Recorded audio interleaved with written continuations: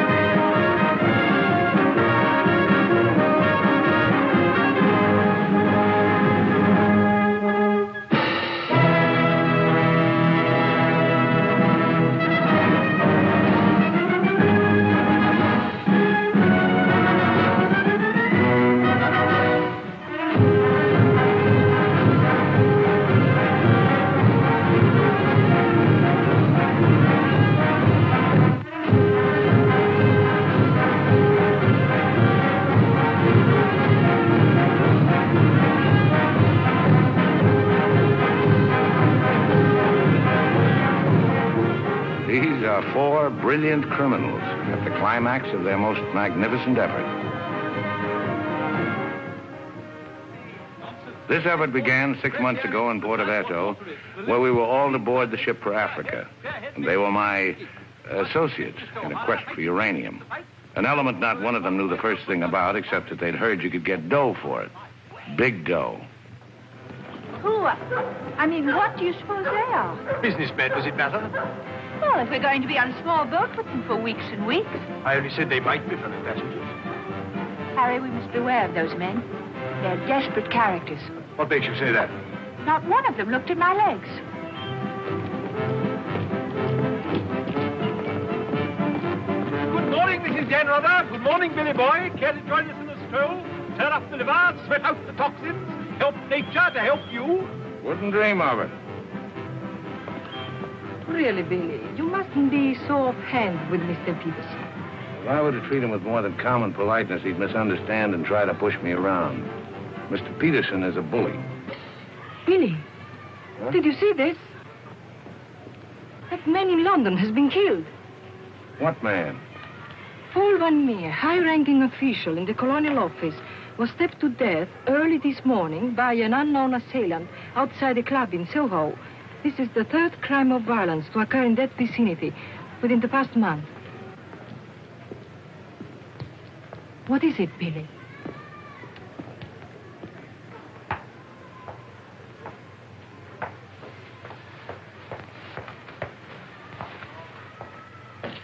In heaven's name, Billy, say something.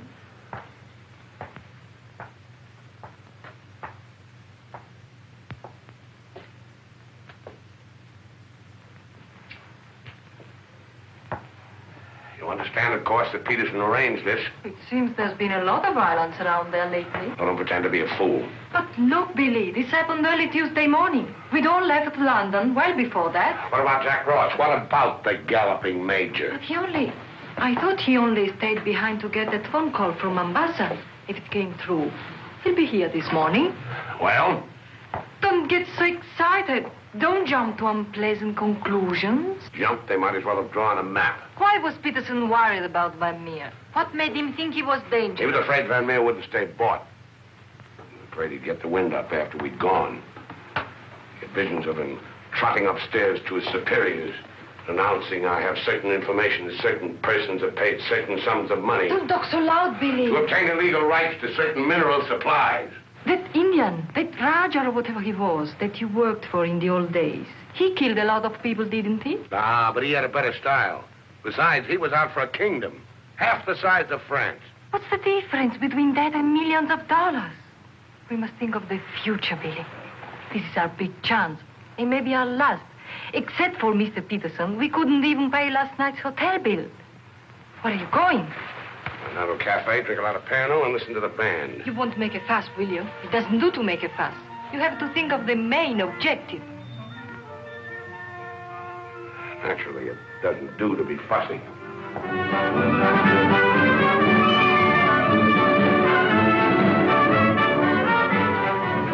It's your move, Gwendolyn. Glasses.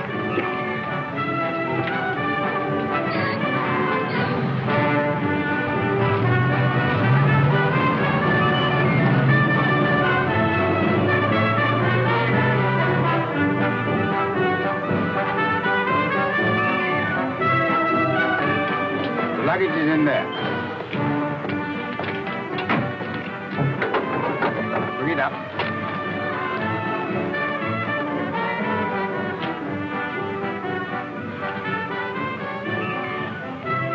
Harry, look, the desperados.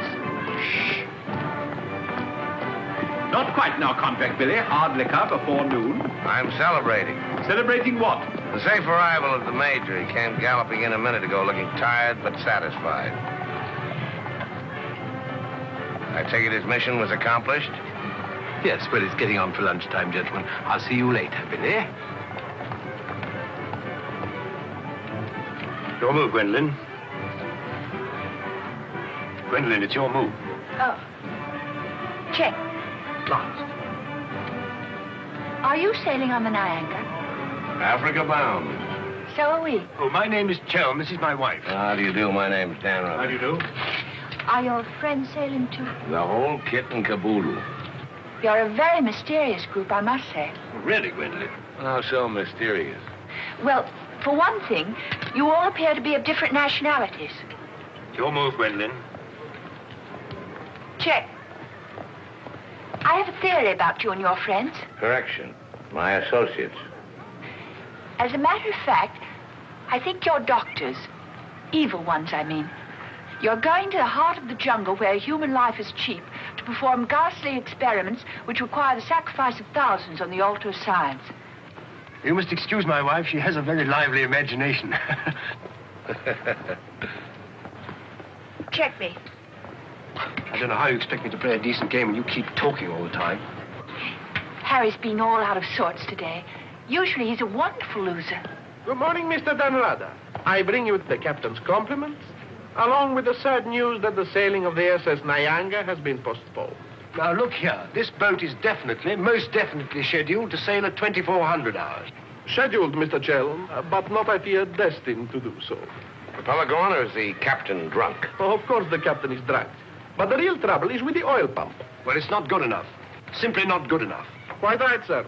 But you're putting it too mildly. The present oil pump is no good at all. Well, how much delay does this mean? To locate, bargain for, purchase, and install a new one will require, I should say, more than a day, less than a fortnight. Utter, hopeless inefficiency. Probably it isn't the oil pump at all. Just making it an excuse to hang about and pick up extra cargo. Guns or opium? I wouldn't be surprised if she turns out to be a smuggler. What a miserable place to be stuck in. Squalid, fifth-rate port. Ever been in Forteventura before? No, I don't know this part of the world at all. Oh, I thought not. Otherwise, you wouldn't be so upset about staying. Magnificent country. Ruins to visit by moonlight, fine stretch of beach. Back there in the hills, one of the few spots left in the world where you can get decent food and drink. It's called the Blue Pavilion. I insist you give me the pleasure of having dinner with us tonight. Oh, that's awfully kind of you, but... Us? You and your associates? My wife and me. The committee? Oh, Mr. Chelm, I want you to meet a friend of mine. This is the Galloping Major. The committee wants you to toddle round. Okay. Right away. I'll be along. Better toddle. I said I'd be along. They don't like to be kept waiting. I'll lay on a car. We'll meet in front of the hotel at 6. Arrivederci. Dan Rather. An American, I suppose. Anyway, I quite like him. Time. 24 hours in the day, 1,440 minutes for somebody else to get busy on the same idea as ours. We ought to have got the plane and flown out, as I said from the start. You remember I said it, O'Hara? My name is not O'Hara. It is O'Hara. You hear? Mr. O'Hara. Yes, Mr. O'Hara. But you remember I said it? I said we ought to take a plane. Time. What is time? Swiss manufactured, French hoarded, Italians squandered, Americans say it is money, Hindus say it does not exist. You know what I say? I say time is a crook. If we took a plane, we'd be there inside 15 hours. Instead of who knows where. I don't want any more talk about flying. The sky is for the birds. My feet are on the ground. Both of them. Come in, Billy boy. What's all the fuss about? No fuss, Billy. We're merely wondering what course to pursue in view of this unfortunate delay. Join the peasants in their revels. Go to church. Write your memoirs. Very funny. I like an associate of mine to have a sense of humor. Good laugh does more for the stomach muscles than 5 minutes setting up exercises. And now that we've had our moment of fun, and all the better for it, let's get back to the question. Doesn't this delay call for a cable to your friend in British East? Mustn't send cables. Can't you get it through your heads that the population down there has trained noses? They can smell a uranium deal like a cat smells fish. But aren't you afraid, Billy, that when our little party doesn't show up on the date you said, aren't you a teeny bit afraid that your friend might use this as an excuse to begin negotiations elsewhere? If my friend were looking for an excuse, you'd find a better one in the morning papers. What do you mean? I'm talking about the untimely demise of Paul Van Meer. Well, I'm appalled, Billy. What an unwholesome opinion you must have of your colleagues to imagine that we... Look here, Peterson, you don't have to convince me of anything. You don't care what I think as long as I don't do anything about it. And I won't, unless you ever decide to sick that knife-happy little junkie on me. Watch yourself, laddie. Now, Jack, behave yourself. Sit down. For shame, Billy. I think you owe an apology to everybody in this room. And if you're half the gentleman I know you are, I'm sure you'll make it. As I was saying, Peterson, you have nothing to worry about. My friend won't pull out unless I tell him to. For purely venal reasons, that's the last thing I have in mind. Jack, give Billy a light.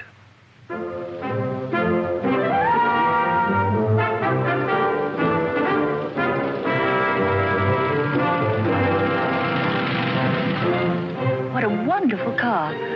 It looks as if it had won the Grand Prix d'Elegance many years ago. Oh, it did. It was built for Oraposo. You know, the bullfighter. He had it made this way so he could stand up and take bows. He only got one ride in it, bequeathed it to me on his deathbed. Well, here's to Oraposo. I hope you like champagne. You mean it's yours? Well, I gave it to my former chauffeur, the fat bandit in the front seat. Harry, look at that wonderful villa. Well, that was Bertie Crampton's. Oh, you mean Lord Crampton, in Gloucestershire? His family acres marched hand in hand with ours. Gloucestershire, the cathedral towns, trout fishing, garden parties. What a beautiful life. You know England well? Emotionally, I am English. I serve tea every afternoon with crumpets, and I've always kept up my subscription to Country Life and to Tedler. Trouble with England, it's all pomp and no circumstance. You're very wise to get out of it. Escape while you can. Well, I'd hardly describe myself as escaping. Simply so happened that a relative of mine, first cousin actually, who died recently, happened to be the owner of a coffee plantation. Africa's the place now. You talk about the diamond boys, the gold boys. They just skimmed a little off the top. The potential mineral wealth of Africa's hardly been scratched. Now, there is a villa. Big. Well, that's the Villa Capriccio, famed in song and story, a 3-star attraction in Baedeker. Well, whose is it? Well, the bank's on it now. It used to be mine. Yours? Yes, I brought old Charles over from Fouquet's. You know, the old Fouquet's, to run it for me. Then when I decided to pull up stakes, I bought him this restaurant we're going to. Least I could do to show my appreciation. Well, here we are. Charles! Charles! Wait here a minute while I rout old Charles out. He doesn't even know we're in this neck of the woods. Charles! Charles! He must think we're extraordinarily naive.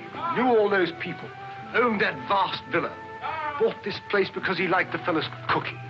What utter balderdash. Oh, perhaps he did. I beg leave to doubt it. Did you notice his wife? She seemed to be rather a sensitive little woman. Really embarrassed by all that rot. I am sorry, signore. As you see, we are closed. We do not open for another 2 months. Charles, what the devil's going on here? This place is falling to rack and ruin. Place is closed. We shall have to dine in the hotel after all. Monsieur Dan. Monsieur Dan.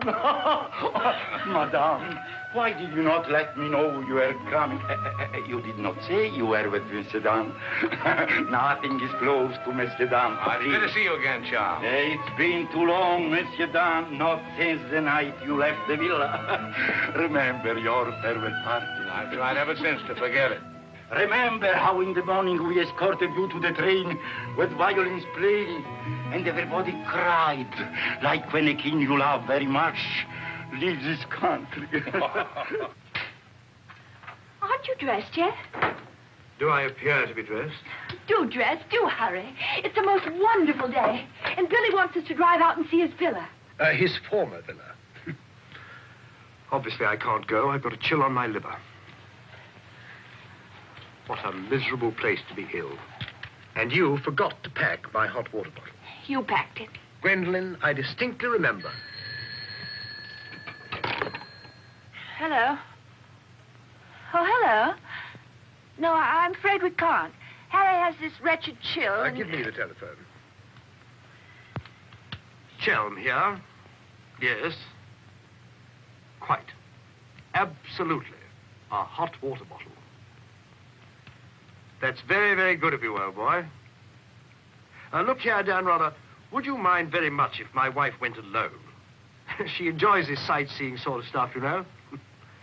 Splendid. Splendid. I'll send her along. You know, Gwendolyn, nowadays, one simply cannot afford to dismiss people just because they're not one's sort. One has to try and bridge the gulf. After all, it's a new world we're going into. One's got to take it as one finds it. Face it. Use it. Master it.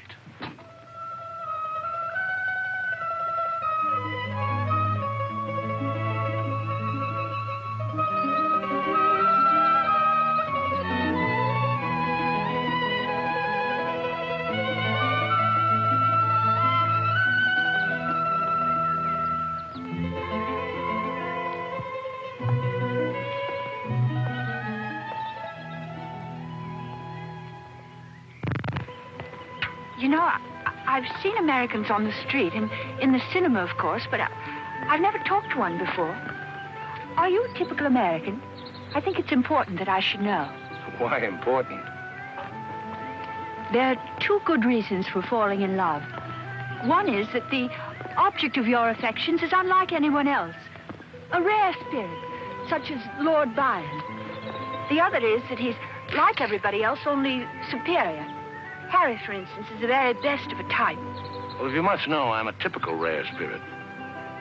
How long did you live here? Oh, the longest I've ever lived anywhere is 2 years. Well, when you were a child. Didn't you ever have a mother and a father? And a house and a street and a town? No, I was an orphan until I was 20, and then a rich and beautiful lady adopted me. You know, I've changed my mind about your being an evil doctor. You're off to keep a rendezvous someplace in Africa sacred to the tribesmen. You're going to found a new empire and make yourself master of the riches of the world. But you need a beautiful blonde queen to impress the natives as the incarnation of the Queen of Sheba. That's why you're making a pass at me. Am I? Of course. I don't generally go sightseeing with strange men. You don't believe that, do you? Well, I believe anything you say. Do you? Well, you shouldn't, you know. You really shouldn't. Mr. Chelm? Yes?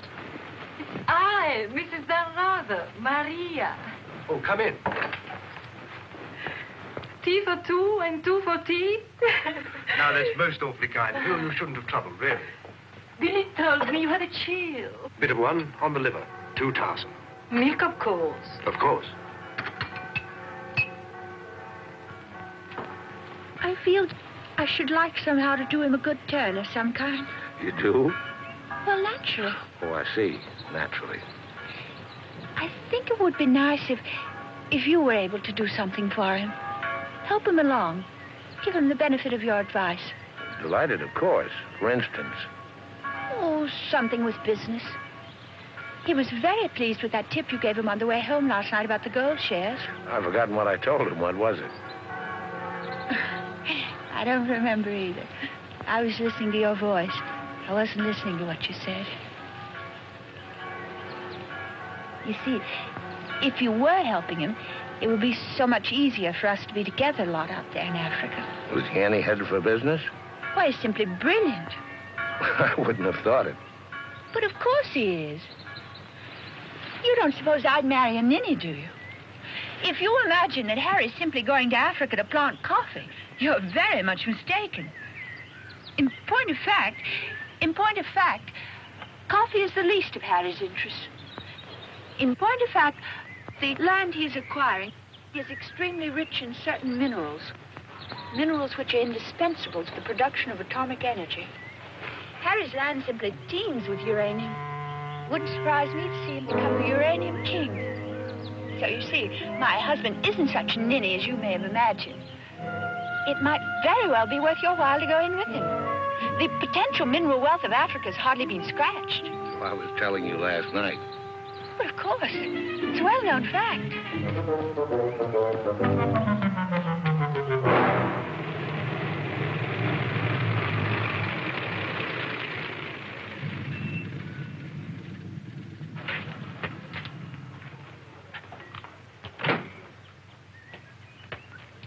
Billy boy. Had a happy day? Very. I'm so glad. What an attractive woman Mrs. Chelm is. Is that what you called me over to tell me? Who are the Chelms? They're English going out to British East. They have a coffee plantation. Any money in coffee? No, but there's a type of Englishman goes off to coffee plantations without caring whether there's any money in it or not. Relatives leave them coffee plantations and they go out to them. But why this sudden interest in the Chelm? I'd just like to know who's making friends with my friends. Well, now you know.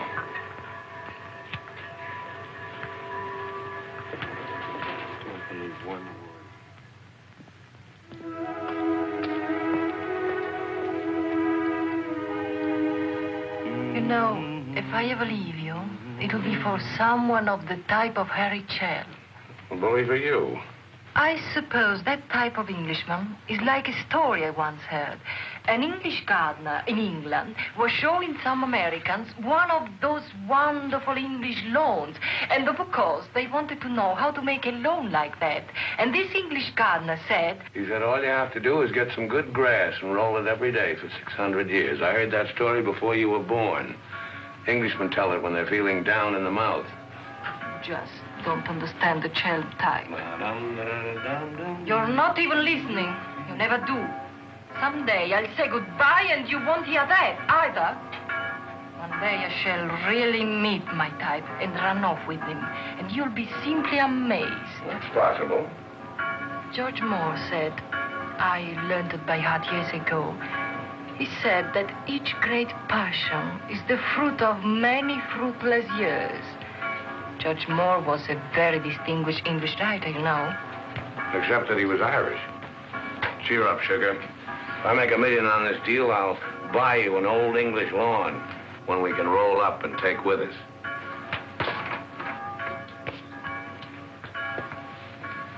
Billy, good morning.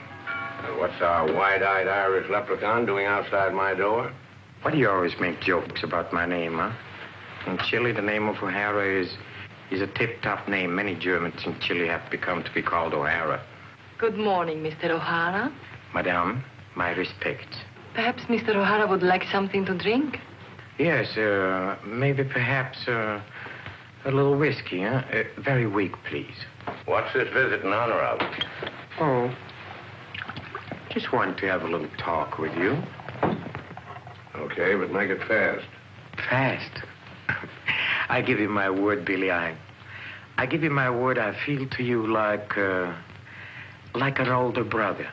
Oh, it's not so much the difference of age. It's probably, yes, the reason is because I come from a culture which is so much older than yours in my country. A child 6 years old is older in his heart than you'll be at 60. It smokes, it drinks, it philosophizes. At this rate, I'll be 60 before you get to the point. The point is that Peterson, Ravello, myself, we are the principals in this case. We are in with the money. We cannot switch around and turn, but an agent, it's easy to imagine that he could conceivably doesn't feel himself quite as irrevocably committed as Peterson or the... We're fellow passengers, I believe. Not quite yet, would you say? Too sadly true. By any chance, you don't happen to have seen your Mr. Dan about? I don't think Billy's up yet. About 11. He's rather a late riser. But he said it. Well, anyway. I shouldn't put too much stock on what Billy says, particularly when he's had a few drinks. It's not that he means to break his word, he just forgets that he's given it. Charm and dependability so seldom go in one package. There are exceptions, of course. Your husband, I imagine, from his manner and behavior, is one. Oh, yes, very. Well, quite, Harry. I'm so looking forward to meeting your husband and having a chat about Africa. By all means. I understand he's in coffee? You make it sound like a total immersion. Part of Africa we're going to is due for some pretty important changes. In my opinion, things will be booming out there before you can say Jack Robinson. I do hope there won't be too many changes. It's completely unspoiled out here with some of the loveliest scenery in the world. I can't imagine anything more lovely in the way of scenery than to have a few acres of gold and diamonds cropping up on a piece of land I bought for a song. Heaven forbid. Next thing there'd be big, ugly holes everywhere and great, horrid machines instead of lovely scenery. Anyway, I don't think my husband worries much about money and business, that sort of thing. Really? I mean, to appreciate my husband's point of view, one has to understand his background. Those lawns, hundreds of years in the making. Those immemorial elms. Those walls hung with family portraits. Generations of them. Those great echoing galleries where so much of English history is being made. Taxes must be terrific on a place like that. What would people like the Chelms care about taxes with their kind of money? I mean, when a family's been a power in the city of London for so long, one of the great financial families. Power in the city? You mean? Oh, yes, of course, one of those Chelms. I'm surprised you know about them at all. Very few people do. They prefer to work behind the scenes. I find it rather hard to believe that a man in your husband's position would go to Africa just for the coffee planting. You're very quick, aren't you? In point of fact, he isn't. In point of fact, he has a very special reason. So I suspected. It has to do with sin. Sin? Since the war, my husband has been almost exclusively concerned with spiritual values. He feels that if he can get away there, in the heart of Africa, he will come face to face with essentials. He wants to work out the problem of sin. Sin? Why, yes, of course. Isn't that what we're all most concerned with? Sin? Gwendolyn, what are you doing here? I thought we were supposed to meet on the beach.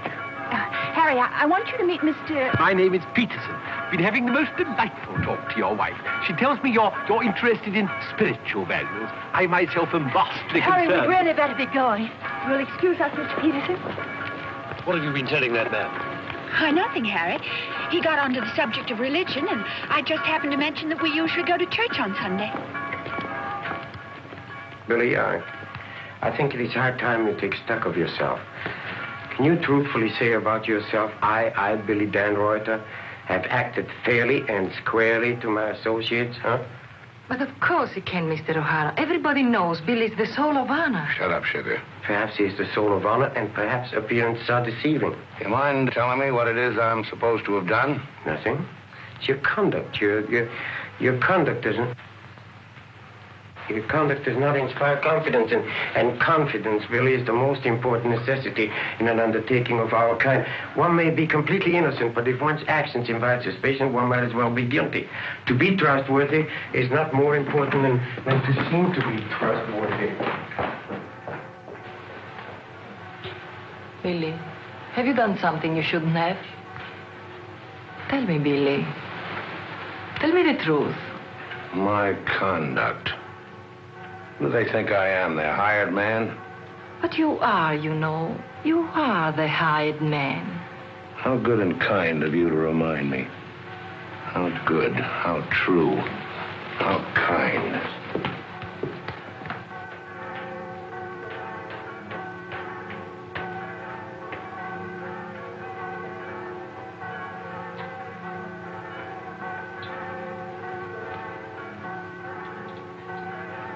I say, Dan, rather good to see you. How about a drink? Well, Oh, come on, my dear fellow. Let me buy you a drink.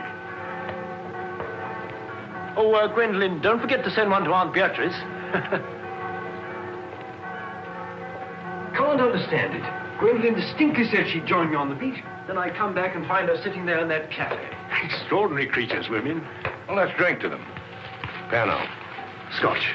Come on, you tiny little wreck, have a drink. We're drinking to women. Take the drink, but won't join you in the toast. Glass of Irish. Women.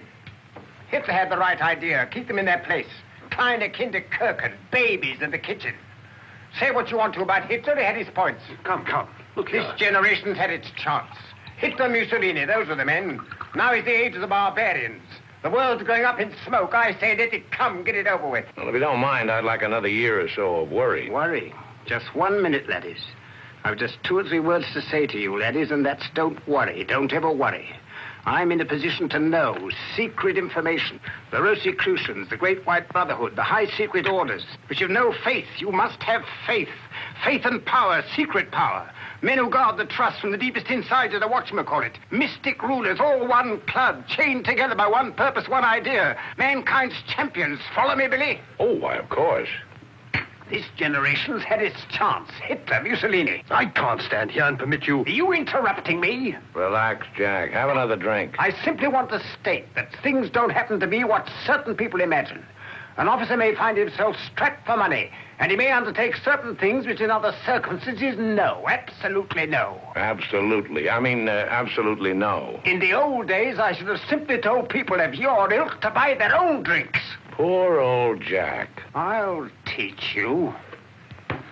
I'll teach you to insult an ex-officer of the Indian Army. Well, are you yellow? The bar. You're Major Ross? Right. Ross here. Right. Right again. Come along, the committee. Saved by the bell. I've never heard such rot in my life. Sin. Oh, sin. All I could do was to keep a straight face. No, I'm certain of it now. These are 2 very clever and dangerous antagonists. Sit here and help me close. But how could they possibly know what we're up to? Great interests like the Chelms have ways and means. Yes, and I'm convinced they're out to get us even before we get started. We must get ahead of them. Time has entered the picture in a new way. Never forget the time factor, gentlemen. It always enters the picture in the end. I'm sending a cable to London. I want full information on those Chelm interests. British Africa, too. Check up on his interest there. Every time the plane lands, I'll try and reach you by telephone. Keep me informed of the latest development. Dan Reuter, that lying, swinish, rum-swilling double-crosser. What pleasure it would give. No, you can't at the moment. We need him. Right now, we need that swinish, lying double... Did I hear my name? Rub-a-dub-dub. 3 men in a tub. Tub? Oh. Been a change of plan, Billy boy. You and I leaving for Africa. How's that? You and I are flying to Africa by the next plane. Oh, what's happened, Peters? Must be something important to get you on a plane. Perfectly simple, Billy boy. The trouble with the oil pump and the general uncertainty about when the Nyanga will sail forces me to sacrifice my personal comfort. I prefer to fly rather than run the risk of arriving too late. Well, there's also such a thing as arriving too early. What do you mean by that? Well, the land doesn't come up for auction for a couple of weeks. My friend can't make his move until then. If we sit around British East all that time, somebody's going to start wondering who we are and ask questions. Is that your real opinion, Billy, or are you just looking forward to a long sea voyage with the attractive Mrs. Chelm as your companion? Or perhaps you have even other reasons. Such as? That's for you to know and for us to find out. You'd better get your packing done.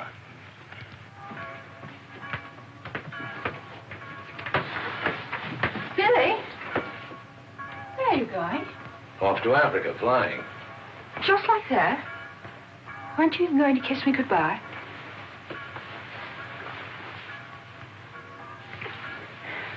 I wish. Don't say it. What? That you wish we'd never met. You'll be coming on the boat, and in Africa we'll get together and... I think I hate you. Letting those revolting men order you about. Don't deny it. I've watched them. They treat you like a servant. They say, hop it, and off you hop. I know what it is. They have a hold on you. Some black secret that could ruin you. What makes you think that? No, know it happens all the time. My old Spanish nurse told me that half the people in the world would be ruined at once if everyone told what they knew. But couldn't you let them done away with?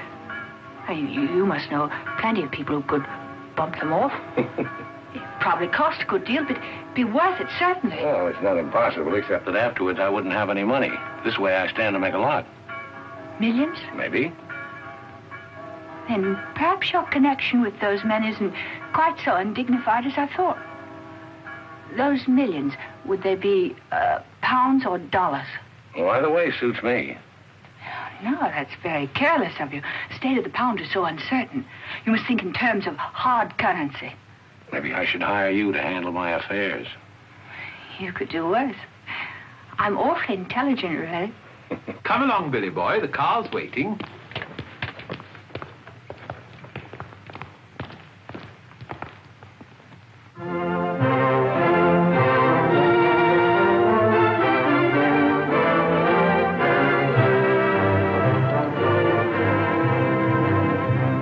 Can't get faster than this, we'll miss the plane.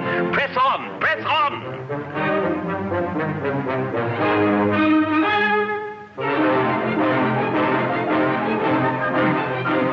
High posting.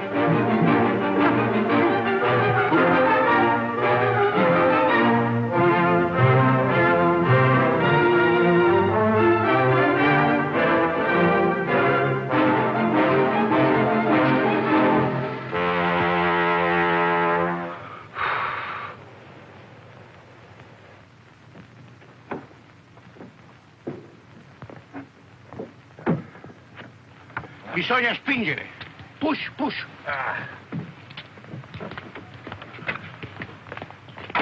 Come on. 1, 2,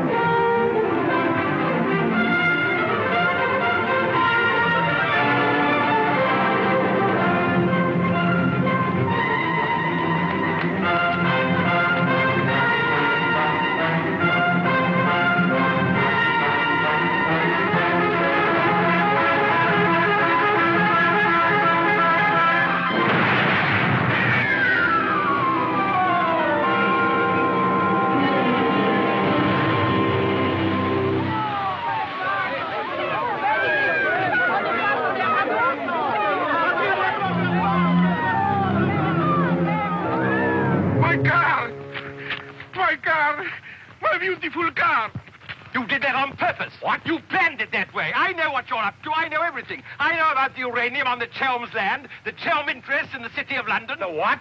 You heard me, the Chelm interest. I take it your information comes from a reliable source. It does, from Mrs. Chelm herself, in fact. Ah, magnificent. Simply magnificent. You must pay me back for the loss of my beautiful car. If you weren't a benighted jackass, if you could see as far as you could spit, you'd know there's no such thing as a Chelm interest. You'll have to do better than that, Mr. Danrother. Very much better than that. Don't believe me. Check with London. If you find out he's anything more than a down-at-heel Gloucestershire squire, you can have my services for nothing. You mean Mrs. Chelm is an unqualified liar? Well, let's say she uses her imagination rather than her memory. You will make restitution. We know, Mr. Dan, either the money or a new car. Why, you fat bandit, I gave you the car in the first place. How I came by it is beside the point. The fact you gave it to me doesn't make it any the less mine. Shut up. That's right. Threaten me. It is not enough that you destroy my beautiful car. Now you... my beautiful car!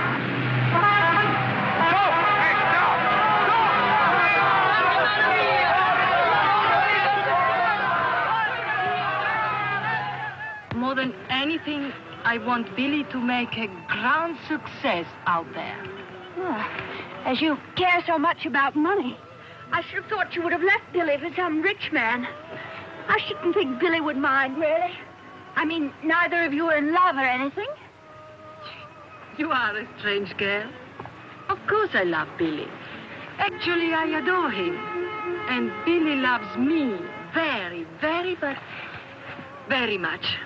That's why I trust him with his little unimportant amours. And what does he say about yours? But, darling, all husbands like their wives to seem attractive to other men. Be sure you explain that to Harry. I'm going back to the hotel.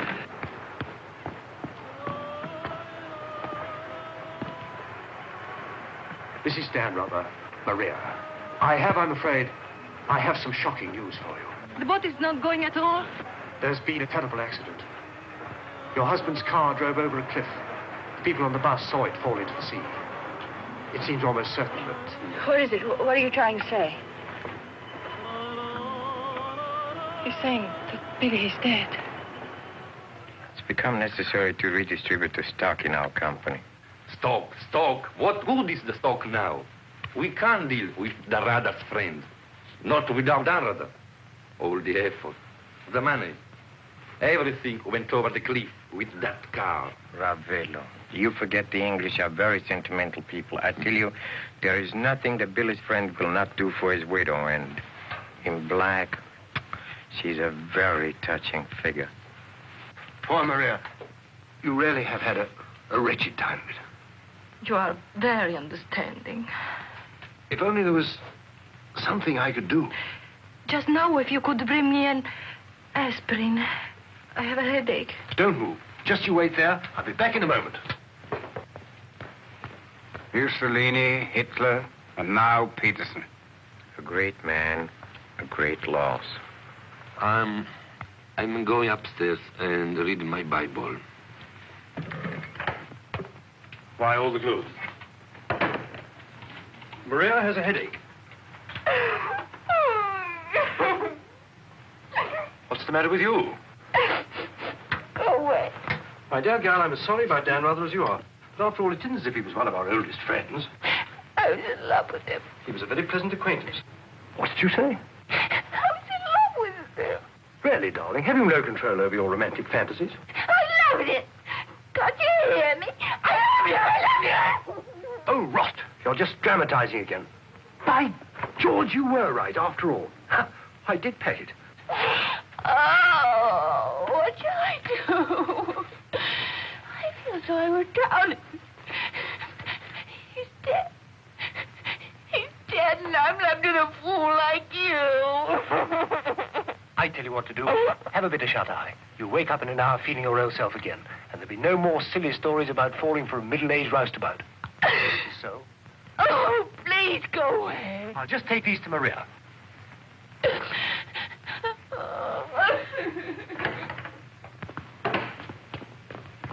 Mr. Shelm, this is very important, for you as well as for myself. Yes, well, get on with it. There is now an opportunity for you to secure enormous profits with virtually no risk. I want to beat about the bush. Our purpose in going to... For you as Billy's widow, it will be very easy to persuade his friend in British East, and for capital, we have Chow. Quite evidently, you've been misinformed as to my interests.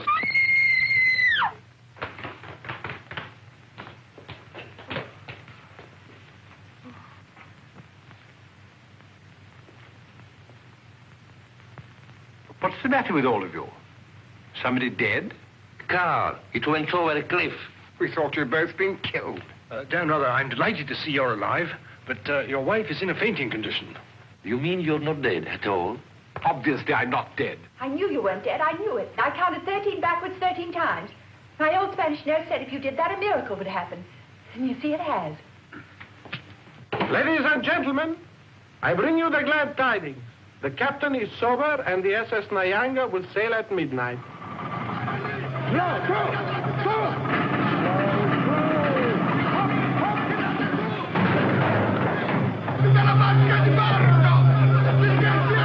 I can't see it anywhere.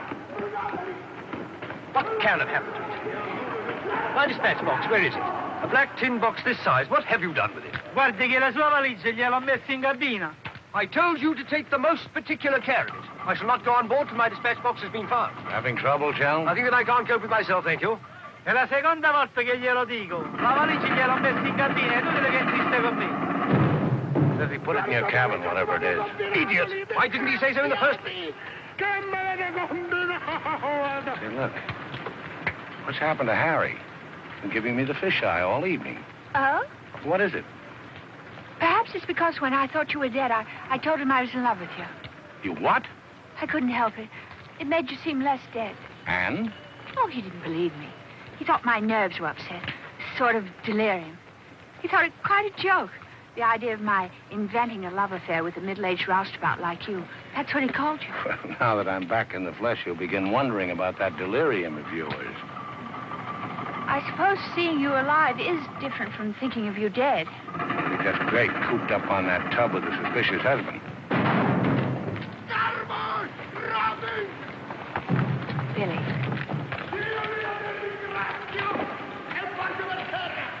Let's not go. What do you mean? I'm asking you to run away with me. Now. What about the millions in hard currency? What's happened to you? I thought you were my shrewd little manager. I've changed my point of view. I thought we'd get to Africa and you'd make your fortune and everything be wonderful, but now I think it's all too risky. Too many things can happen. I want us to cut and run for it right now. You really mean that? With all my heart. Oh, no, that's impossible.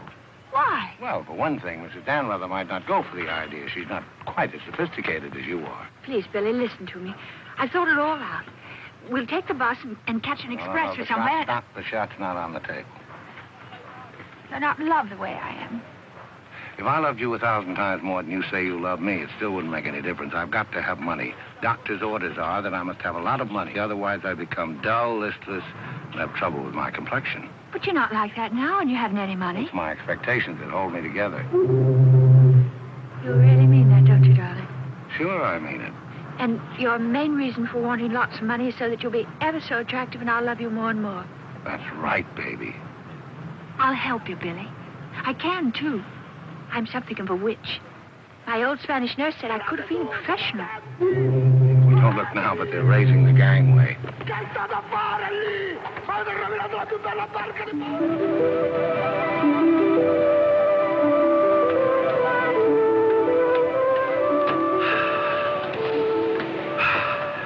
The air, ozone. What a pity we can't bottle it, gentlemen. What a fortune we'd make. Neptune's mixture. Now breathe deeply. Remember, every breath is a guinea in the bank of health.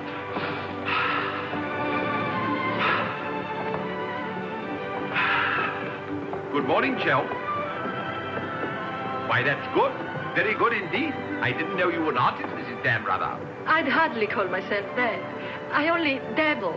The nose is not enough long. The ears are too small. Only has one eye. Now, come along, gentlemen. We must not dawdle. Blow them down, bully, blow them down. Blow, blow, blow them down. Blow them down, baby, blow them down. Good morning, Mrs. Chelm. Let's hope she breaks her neck. Blow them down, bully, blow them down. Blow them down, bully, blow them down.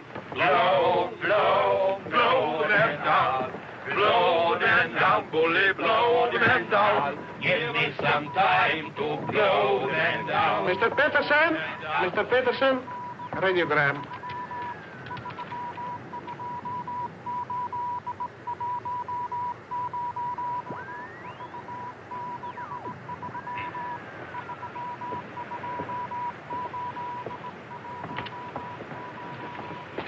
No Chalmers State, Gloucestershire, stop. No Linda Gentry, Chalmers. What do you make of that? He's not a Gloucestershire squire. Like Billy said. Just as I was beginning to take Billy at his face value. But if he's not what Billy said, then what is he? We are at sea again, gentlemen, in more ways than one. Mystery, more mystery. Billy is a liar. Heaven only knows what Chelm is. CID, maybe. You borrowed my thought. What to do? What to do? The time has come for direct action. You remember last night when we came on board? The fuss he was making about his dispatch box?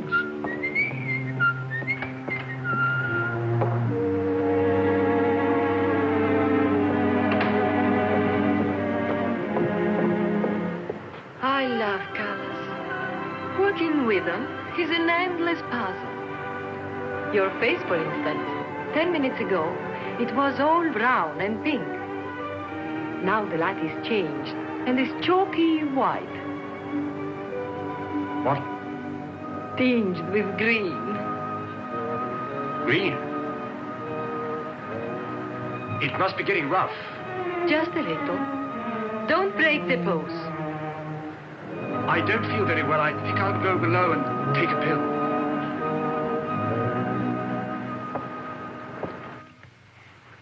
It's incredible. Harry Chelm is just Harry Chelm. nothing. Nobody. A ruddy refugee from Earl's Court. With a hot bottle. Look. And the letter of introduction to the secretary of the governor. The secretary, mind you. Disgusting. Purser! My box. Feet up and down, isn't it, sir? It's gone. Oh, yes, indeed. Major Ross took it.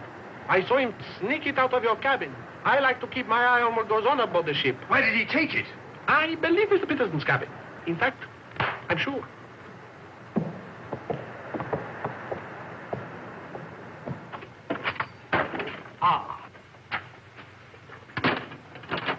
Now may I ask what explanation you have to offer? He forgot his hot water bottle.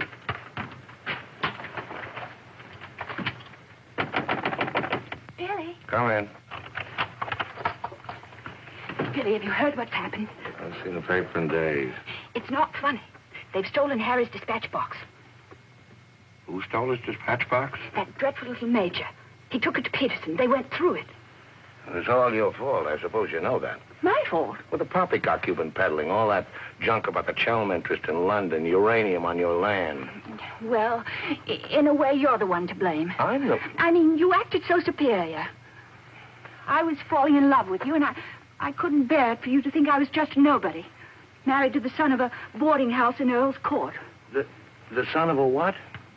A boarding house. That's what Harry's parents do. They run a boarding house for decayed gentlefolk. But the way he talks, the way he acts, I thought It's just that he sees himself in a place in the West Country with trout streams and horses, leading the life of a country squire. It's not his fault if people take it for granted that he has a place like that. He's never once said that he had. Well, country gent, son of a boarding house or whatever he is. I suppose I'd better get his box back. Oh, he got it back himself. Well, then there's no harm done. Except that Harry's gone to the captain. He's going to have them put in irons. He is what? He says that's what they did in the Royal Marines. Look here, Skipper, there's a perfectly simple explanation for all this.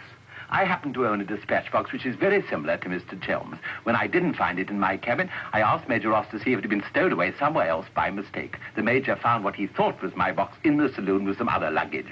The box has been in my cabin ever since we sailed, under the berth. As soon as I saw the box, of course, I realized at once that it wasn't mine. I simply opened it to find out to whom it belonged so that I could return it to its rightful owner. I can't conceive why this gentleman should imagine I should be interested in a box containing patent medicines. I'm not a hypochondriac. Purser, tell the captain exactly what you told me about the box. Why, sir, you asked me whether I'd seen it, and I said it might be the one I'd seen being carried along the passage by Major Ross. You distinctly told me that you'd seen it being taken from my cabin. Oh, you must have misunderstood. You were rather ill at the time, if you remember, sir. That's all, Purser. He's been bribed. He's in league with these criminals. Just a case of a misunderstanding. That's how I look at it. Now, what about a little cognac?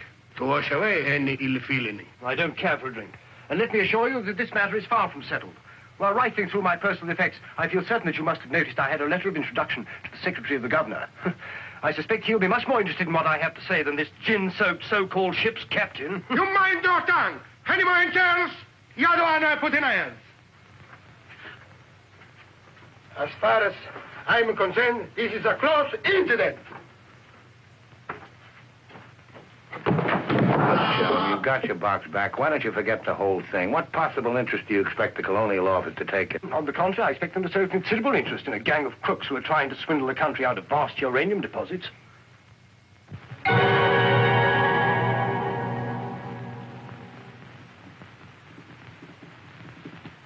Just one moment, sir. What leads you to believe? This gentleman obviously hasn't seen fit to inform you that during your supposed demise, he attempted to lure me into your nefarious venture. Unfortunately for you, he acquainted me with all the pertinent facts. Facts which I intend to communicate to the proper authority at the very earliest opportunity. I thought you were dead. That's what they told me. Everyone told me you were dead. And if you were dead, we head to a fresh capital. Didn't we? You, Ravello, my own partner, sneak up behind my back and try to cheat me. The milk's spilt. It's no good crying over it. Get after him, Billy. Calm him down. Talk to him. See if you can't get him to change his attitude. I'll try, but I don't think it'll do any good. I don't know why we have to worry about Chelm's attitude. Talk's no good. Conversation never convinced anybody. I say put an end to words. Shut up, Jack. Time factor has entered the picture again. This time, fortunately, it's working on our side. 2 weeks before we reach port. That should be plenty of time to convince our friend, Chel. I beg you, please end all this trouble. If things go on, either you will be done away with before we ever get to Africa, or you will leave and denounce Peterson to the authorities, and that will be the ruin of all my plans and hopes. In the long run, you'll do much better to get clear of these people. They're thoroughly undesirable. The long run. I'm tired of the long run. I am not even thinking about them or about myself. It's only you that concerns me, Harry. No need to worry about me. Ever since I met you, you fill my thinking. You are becoming an obsession. Don't you understand, Harry? I am deeply in love. Maria. My dear.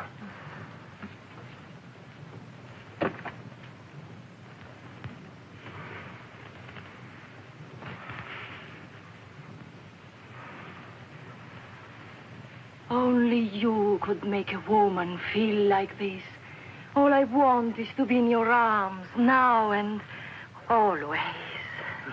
You forget I'm going to be done away with. Oh, no. It will be easy to arrange. What you must do is this. You will write me a letter. A love letter. You will tell me that you cannot denounce Peterson, because then I will suffer too. Because you love me so much, you cannot bear to hurt me. Such a letter they will believe if I show it to them. My dear girl, you must see that this is quite out of the question. I don't propose to make compromises. Not compromises, Harry, darling. But you can see if you cause trouble, the whole of our plans, my plans, you would not want to make the innocent suffer. It would be much better if you don't interfere, Maria. I must handle this as I see fit. Then you intend to go ahead with this business, tell stories and ruin everything? It will be much better if you cut loose from these people. No happiness can come from such an association. Harry, I'm asking you not to do this. Please, write a letter. Then there will be no trouble for you, no trouble for us, no risk when we get to Africa. I'm sorry, my dear. We English are a very pig-headed lot. You think you can get away with this? But Maria, my dear good Maria, listen. First you made love to me. Now you tell me you will ruin me. You'll forgive me, but it was you who made... Oh, shut your trap. Go on, do what you like. You think you're such a brave man. I'll tell you what you are. You are a heel. What the blazes now?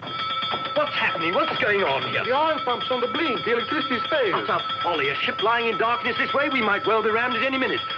I'll tend to this myself. Which way is the engine room? The passengers are not... I'm sure your chief engineer will welcome the advice of an ex-officer of the Royal Marines.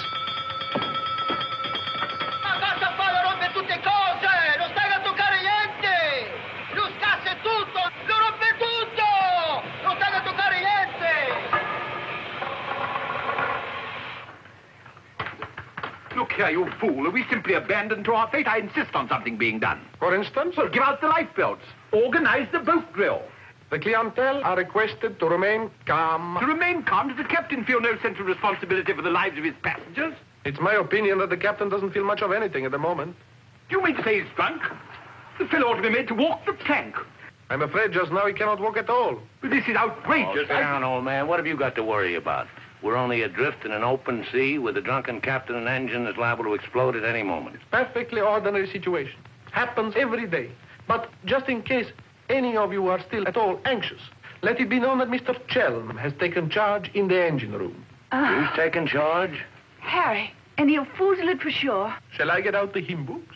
Your husband claims to have learned all about engine and such things when he was an officer in the Royal Marines. If he ever was. In point of fact, not only was he an officer, but he once won a medal for jumping into a sea of fire to rescue someone. It's only a bit of wreckage, not a man, but that wasn't Harry's fault. Just a slight error in judgment. Oh, the lights, they come on. He must have fixed it. Impossible. The engines are turning. We are underway. I still say it's impossible.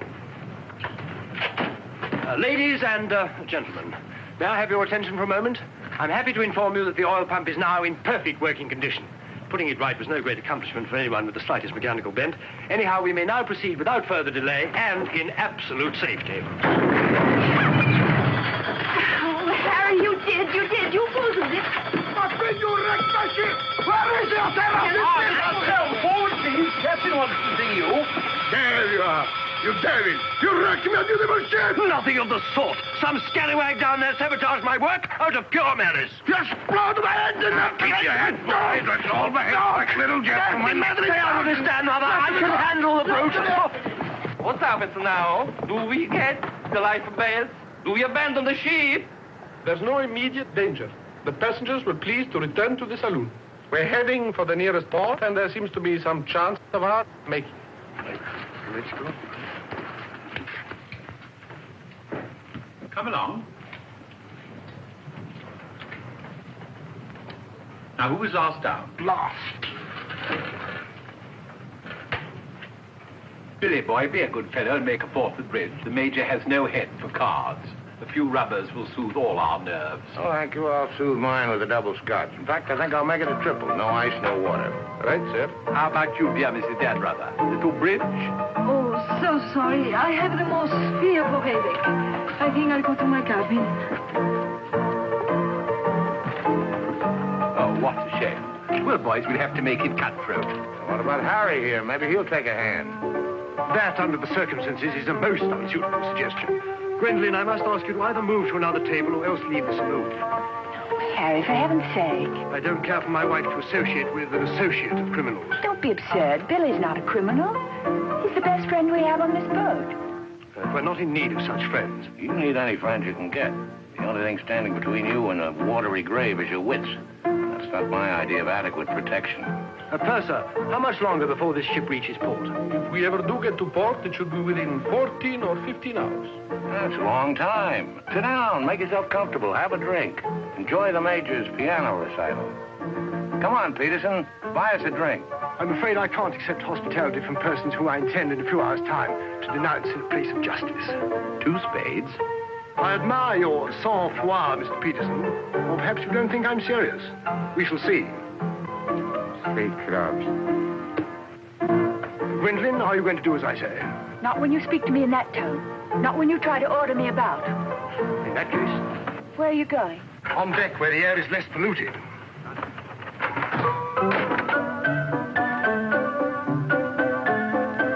Sir, 4 tonics. I think you'd better go after Harry. Why should I? If he's going to be so childish and unreasonable. Take my advice, go to him, stay with him. I suppose you think we should keep up appearances. The loyal wife at her husband's side. No, Billy. I'm experiencing something that is rare and beautiful. I shall not deny it, either by word or by deed. I love you. Let the whole world know it. I love you, I love you. Yeah, well, keeping up appearances isn't exactly what I meant. Then why do you want to send me tagging after Harry? He's being such a deadly bore tonight. Deadly, but not dead, not yet. What do you mean? They killed one man just because they thought he might try to get in their way. Now, handsome Harry here is certain to blow the whole thing wide open. They killed a man? Really? Who? Just a man. Well, for all Harry's being too tiresome and my loving you to distraction, I still wouldn't want to see him done in. He has some perfectly darling traits, really. I mean, like always remembering one's birthdays. No, we simply mustn't let anybody murder Harry. Now, keep him in your cabin. Never let him out of your sight. Keep him under lock and key. Oh, Billy, that awful music. It's so loud. It comes right into our cabin. Peterson, tell the Major to soft pedal it. And while he's about it, he might change the tune. Oh, don't you like it? It's one of my favorites. I'm afraid he doesn't know any others. Do you, Jack?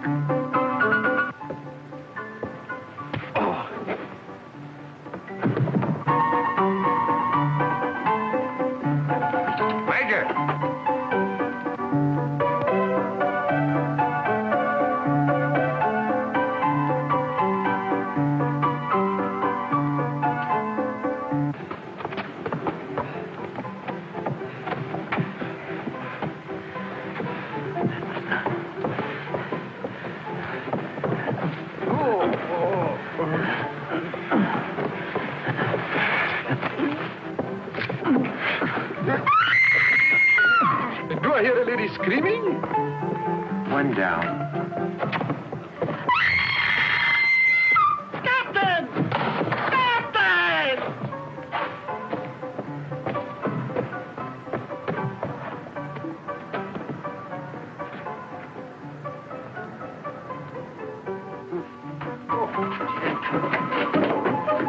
What happened? Oh, Billy, all that screaming. I thought someone had been killed. Someone nearly was. Indeed, they were. Look at the Major. Better get a new act fitted and the curtain going down on this one. Every time I turn my back, someone makes trouble. The passengers break the engine, they beat each other with the feet, they throw each other overboard. That man attacked me. How you? You again! If I struck him, it was in self-defense. He came sneaking up behind me and tried to run me through with his sword. Is that true?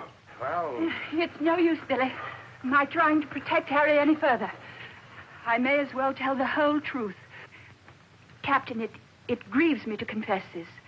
But in point of fact, my husband has an illness of the mind. The medical word for it is paranoia. On occasion, he displays homicidal tendencies. The psychiatrists say it's because he believes people are plotting against him. And so he strikes back and tries to kill them. Gwendolen, for heaven's sake, woman, what's the meaning of this treachery? Believe it or not, Harry, I'm doing it for your own good. He knows. He saved my life. He'll tell the truth. I wouldn't contradict the lady. You wrecked my ship! You tried to kill the passengers! But I'm not a safe person on the ship. That's why you're against me. Let me go. I'll kill a lot of you. I warn you, Captain. When I kill him... Poor Harry. It's awfully sad. We've tried everything to cure him. Take your hooligans off. How dare you lay hands on me? You hooligans! I'll have you put in irons. You'll be the ones in irons. Good, good. We'll have no trouble from you. Scum! Mongrels! I'll bring you to book. Every one of you. Every man jack of you. After all, it was the only solution. Harry's safely locked in his cabin, where those beastly men can't do him any harm. On the other hand, he can't say or do anything now to interfere with your making that fortune in Africa. I mean, the authorities would hardly listen to the ravings of a lunatic, would they? Well, they won't even let him off the boat. Well, in that case, he'll just have to stay shut up for a few weeks. It's a bit hard on the old boy, don't you think? Yes, but after you've amassed all those African millions, we'll make it up to him. We'll buy him a country place in Gloucestershire with some rough shooting and a trout stream like he's always wanted. Maria will marry him, perhaps. She seems to have a very real feeling for English country life. And everybody lives happily ever after. Especially us, Billy. There's the abandoned ship. What's going on?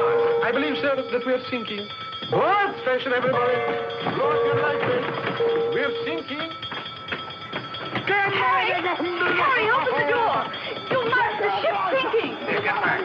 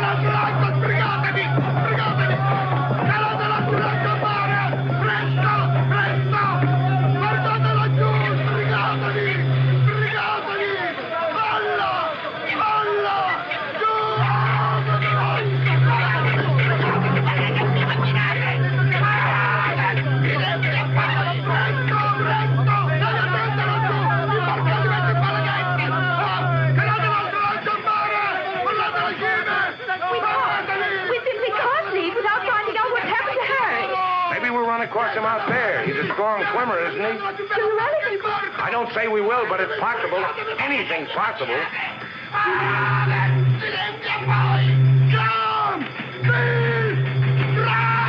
Dio mio, ti ringrazio e vado per terra!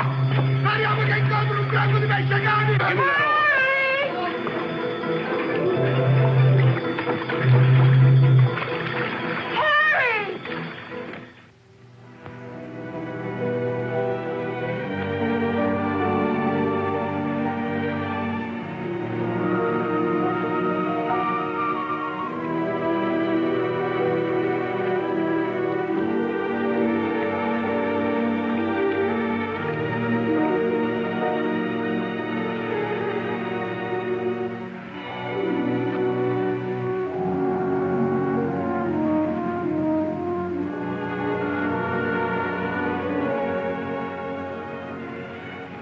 Where do you suppose we are? Africa. What part of Africa? Yes, that's important. What part? Not a bad place to land. No customs, no forms to fill out. Tell us at once where we are. It's important I know. You mean to say there are parts of the Dark Continent where you won't be received like the prodigal son? Alio. What's that? Alio.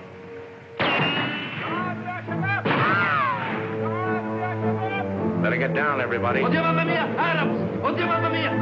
Get rid of your passports, boys. Mrs. Chelm, Billy Boy, my identity must remain a secret.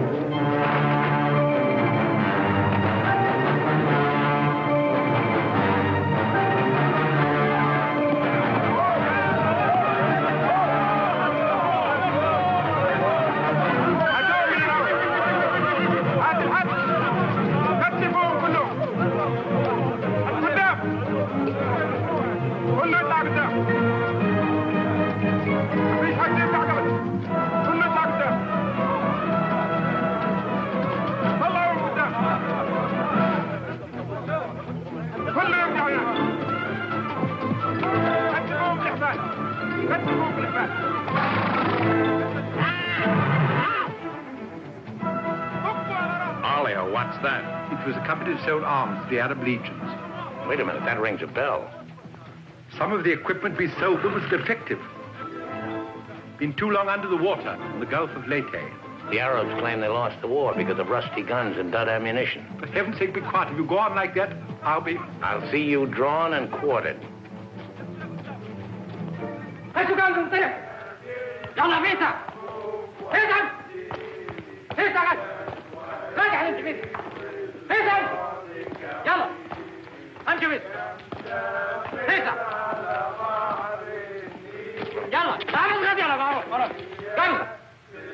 Are you going to allow them to bully you in this way? Why, it's simply... Shocking. Harry wouldn't have let them do it. He had a sense of dignity. I have a sense of survival. Billy, what is going to happen? Do you think they will torture us? Just let them try it. I'm a British subject. I wouldn't say it too loud.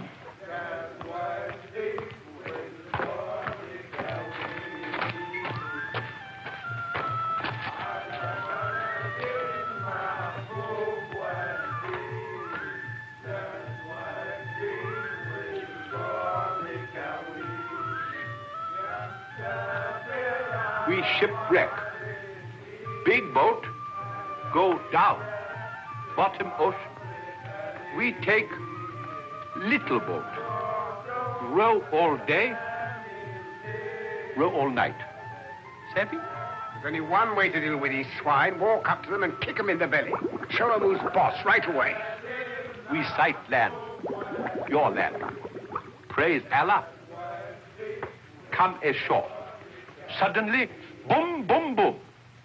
No good way to treat shipwrecked people. You will please to hand over your passports.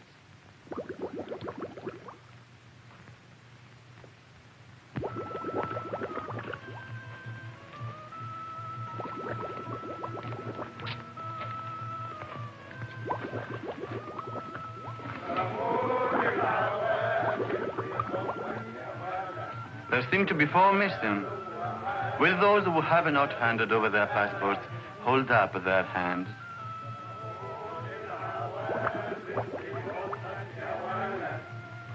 All left on board ship, Your Excellency. A terrifying experience. An incompetent crew, a burning ship, put overboard in a small boat at dead of night. What was the name of the vessel? The SS Nyanga. She's a Portuguese ship. I will investigate whether such a ship has been reported lost at sea. Well, does it stand to reason, Your Excellency, we should come to this shore in a small boat if we'd not been shipwrecked? Our country is in a state of unrest. Oh, I am sorry. Agents of certain foreign governments sometimes try to enter it by stealth, hoping to fan the flames of revolution. Therefore, we check carefully on the activities of strangers. But surely, Your Excellency, in our case, one look is sufficient to convince you of our innocence.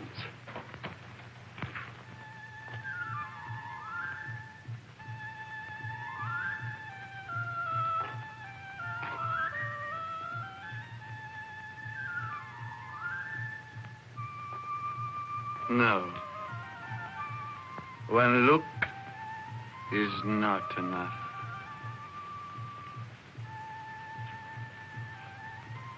If you think we're the enemies of your country, the logical thing is to boot us out. Send us packing by the first available boat or train. We shan't object. We've got important business elsewhere. Where is elsewhere? Central Africa. And what sort of business? Vacuum cleaners, sewing machines. Ah, yes. Businessmen. All going to Central Africa to sell vacuum cleaners. Hat to hat, I suppose. And you, sir, I take it, are the head salesman, the ringleader of this group. Oh, no group. We met for the first time on board ship. Complete strangers to one another. Liar! The others all look at you each time I ask a question. I am a keen observer. You four are together. Oh, no, my fat-gutted friend. I'm not the illiterate, simple-minded native you're fool enough to take me for. I am a great man, a serious man. I spit on you, too. I spit on you and all your life. Off to the wrong star, Peterson. There's only one way to deal with these swine! Swine! You'd better be careful. My husband, my late husband, who was drowned in the Niagara disaster, happened to be one of the most important figures in the British government, Sir Harry Chelm. In point of fact, we had letters from the Prime Minister and the Queen telling everybody to be particularly courteous to us and our friends. So you see, if any harm befalls us at your hands, it will become a major international incident. Would you instruct that one that in my country a female's lips may move, but her words are not heard? Harry. If only you were here. And now, sir, you will stop abusing my intelligence and tell me who you really are and what is your actual purpose in being here. I'm a sick man. I've got a bad heart. I mustn't talk anymore. You refuse to answer. Well, that is interesting. It makes of it a contest in a game at which we excel. We of this country have had 4,000 years' experience in asking questions and getting answers. Who are you? Why are you here? Don't hit me again. My heart. I have an attack.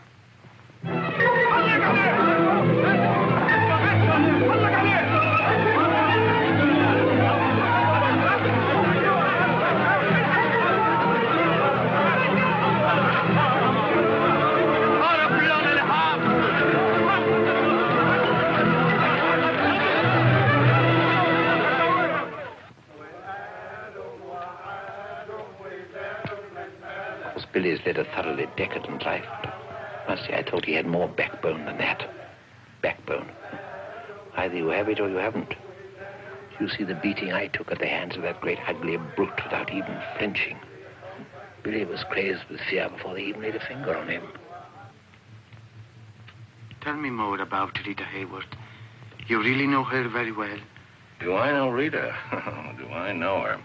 I'll give you a letter of introduction. She'll fall an immediate victim to your charms. You really think so? Oh, but certainly a man like you, suave, intelligent, darkly handsome. You have everything, Ahmed, except money. And if you'll listen to me, a boat will be placed at our disposal, a very slow boat, so that Fat Gut's check will have plenty of time to clear. And you will trust me for your share? Does one man of the world ask another to trust his own brother? Oh, no, Ahmed. You'll give me a check for half. Your demands are very great under the circumstances. Why shouldn't they be? Fat Gut's my best friend. I will not betray him cheaply. You are certain that you are the friend of the peerless Rita? Come, Ahmed. Line back to business. Very well. 50-50. Oh, by the way, Fat Gut's nature is noble like ours. You might try to bargain. I do not bargain with a puffball like that. It's beneath my dignity. It'll be dawn soon. The correct hour for a firing squad. But if we have him shot, what about the money? Well, I was just thinking that if he had a volley at the psychological moment, he might not be so inclined to haggle. I believe you must have Arab blood. Westerners are not usually so subtle.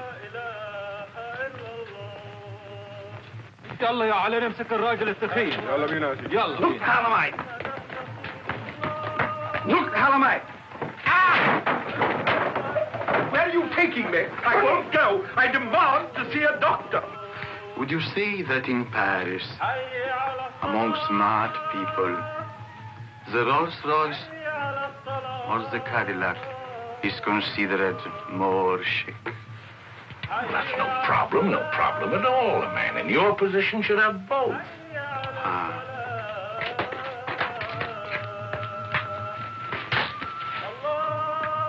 Mr. Dunrather, I believe, would like a word with you.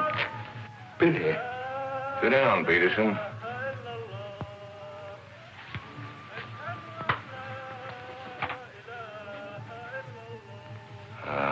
I've been talking to Ahmed here, and he's made the phone.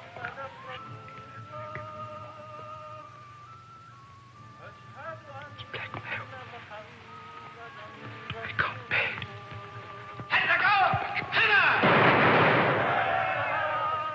What was that? Paris, what? It's execution day. Will he take a check?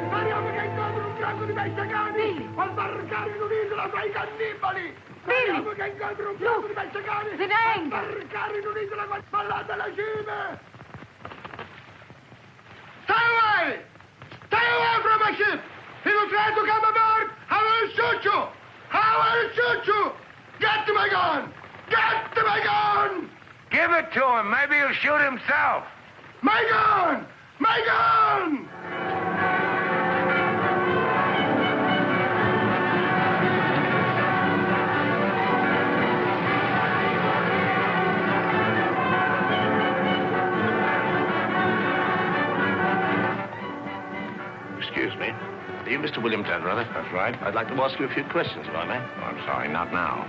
Forgive me, but it's rather important. Yes, it always is. I was a newspaper man myself once. Very well, you may quote me as saying that everybody was heroic except Mrs. Dunrather, who ate all our boots. Very amusing, but I'm not a reporter. Oh?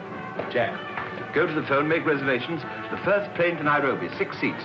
Yes, and if they don't have any, talk to the right man and tell him if he kicks other people off the plane, we'll make it worth his while. I always said we ought to take a plane. You remember I said that, Mr. Horror. I said we ought to take a plane. Mustn't dawdle, Billy boy. Great deal to do and not much time. Those are the other members of your party? Yes, I'd like to talk to them, too. Oh, what's it all about? I believe you were acquainted with a Mr. Van Meer, now deceased. Peterson, you and the boys better come back down. The gentleman here wants to speak to you, a Mr. Jack Clayton of Scotland Yard. You take your wine here or upstairs, Mr. Dunn? No, we'll have it here. Care to join us in a drink, Clayton? No, thanks. It's a bit early in the day for me. I read somewhere that a Scotland Yard man never accepts a drink from anyone he intends to arrest. Is that true, Mr. Clayton? Quite so. Mrs. Dunrather? No, I'm Mrs. Chelm. This is Mrs. Dunrather. No, how do you do? Well, I wouldn't dream of alarming you lovely ladies, so perhaps I'll have a glass of bubbly after all. Peterson, how do you do, sir? How do you do? Ravello. And, Mr. O'Horror. O'Hara, Julius O'Hara, delighted. No, I'm the one to be delighted. It had begun to look as though I'd never catch up with you people. That would have been a bit embarrassing. You see, this is the first time I've ever been abroad on an investigation. I've spent quite a lot of money. And my chief can be very sarcastic about the money one spends, particularly if you fail to deliver the goods. Mr. Clayton is presently interested in the Van Meer murder case. The Van Meer murder case? Oh, yes, yes. That fellow in the Colonial Office. Yes, I read about that in the paper. It was a shocking affair. According to Mr. Van Meer's appointment book, Mr. Peterson, you had lunch with him at the Savoy a few days before his death. That's quite correct. Mr. Van Meer was expert on African matters. We wanted his advice about affairs in British East. Do you recall the subject under discussion? Vaguely. Crop yield. The native labor situation. Inches of rain. Vaccination, shorts. How long did you know Mr. Van Meer? Oh, a couple of months. We met half a dozen times. Did he ever make mention of any enemies, business or otherwise? Did he say anything about romantic attachments? I mean, did he name any women? No. I should have been very surprised if he had done. Mr. Van Meer struck me as being every inch a gentleman. Oh, of course. Well, that's all. Unless somebody has anything further to add. I have. I think you ought to know that the business of one of these businessmen is murder. I beg your pardon. Major Ross, I mean. I can't guarantee Major Ross murdered this Van Meer person. I assure you, however, he attempted to murder my husband with a long, thin dagger, which he always carried about in what looked like an innocent swagger stick. Go on, Mrs. Cho. You see, Major Ross is employed by Mr. Peterson there to do his dirty work. One might say he's a professional killer. My husband found out certain things about Mr. Peterson. Things in point of fact that are a matter of empire, involving, as they do, a plot to exploit our kingdom's uranium resources. And that's why Mr. Peterson decided to have him done away with. Don't run away, Mr. Peterson. That's always tantamount to a confession of guilt. Tantamount is what I call it. More champagne, Clayton? No, thank you.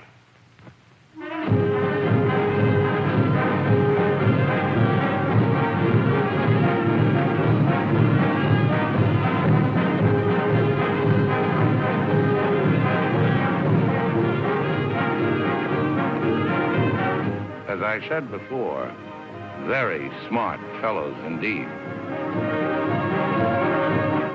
Should you ever think of me in Earl's Court, that's where I'll be, helping Harry's parents with the lodgers. Should you ever think of me, try not to let it be too harshly. You kiss her too, Billy, and tell her she's forgiven. Sure. Goodbye, Billy. Bye.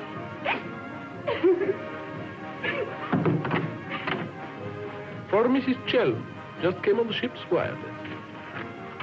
Oh, by the way, Mr. Dan Rudder, do you know that your associates are all in the Hoosgow? Oh, not that I'm a bit surprised.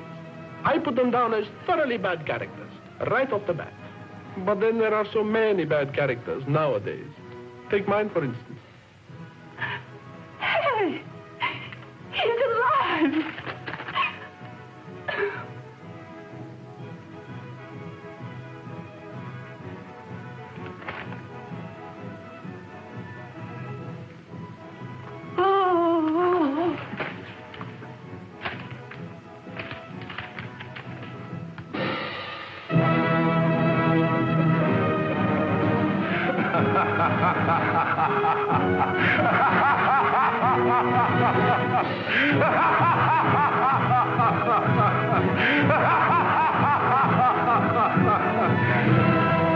Oh, this is the end.